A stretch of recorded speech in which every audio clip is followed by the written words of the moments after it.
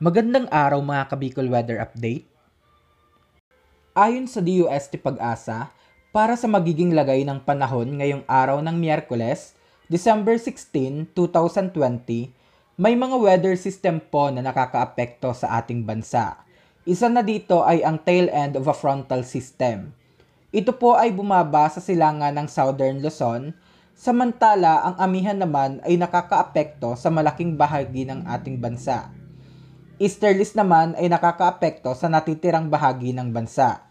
Dahil sa tail end of a frontal system, maaaring makaranas ng makulimlim na kalangitan na may kalat-kalat na pag-ulan lalo na dito sa may Bicol region.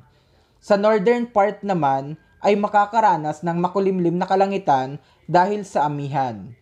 May mga inaasahan po tayong pagbuhos ng ulan dahil po yan sa mga isolated thunderstorm, samantala yung kalagayan naman ng ating mga baybayin, meron po tayong nakataas na gale warning sa mga lugar ng Batanes, Babuyan Island, Cagayan, Ilocos Norte, Ilocos Sur, La Union at Pangasinan.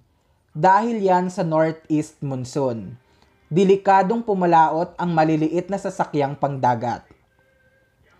Dahil sa tail end of a frontal system, maaaring magkaroon ng mga pag-ulan dito sa Bicol region. Kaya mga Kabicol Weather Update, mag-iingat po tayo at huwag kalimutan magdala ng payong kung kayo ay may lakad. Manatiling nakatutok para updated kayo sa mga susunod na weather update. Maraming salamat po.